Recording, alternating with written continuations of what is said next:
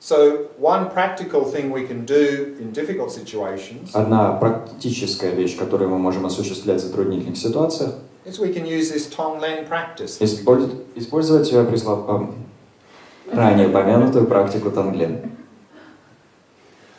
Because we can do this whole practice in one breath. Потому что всю эту практику мы можем осуществить в одном вдохе и выдохе.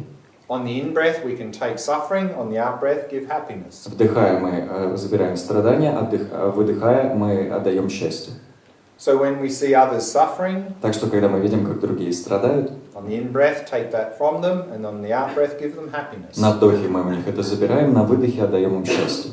And if we're about to enter into a difficult situation with someone, И если мы в общении с кем-то вот-вот окажемся в затруднительной ситуации, rather than being on the defensive, вместо того, чтобы встать в защитную позу and then usually reacting when they say something, и реагировать, когда человек что-то говорит, we can do this practice as we are coming towards them.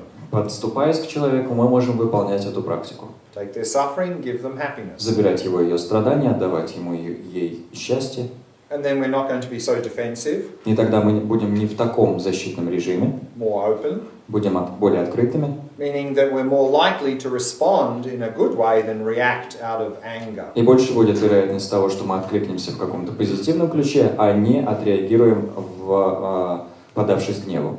And also we can apply this Tonglen to when we are facing with difficulties ourselves. Ту же самую практику Тонглена мы можем применить, когда сами сталкиваемся с затруднениями. When we're having some physical or mental suffering. Когда мы переживаем некие физические или умственные страдания. Usually if we have some physical or mental suffering, Обычно, если мы переживаем физические или умственные страдания, we don't like that. нам это не нравится, We want it to go away, мы хотим, чтобы они ушли, and thereby we have aversion. чтобы их не было, и в силу этого у нас возникает отторжение. And that just magnifies our level of discomfort and suffering. И это лишь приумножает наш уровень дискомфорта и страданий. So what we can do is follow again Shantideva's advice. И здесь опять-таки мы можем следовать советам Шантидевы. If a situation can be remedied, why get upset? Если ситуацию можно исправить, зачем расстраиваться? Just fix it. Просто исправь. And if a situation cannot be remedied, Если ситуацию исправить нельзя, what's the point in getting upset? какой смысл расстраиваться? Doesn't help. Делу не поможешь. It will pass.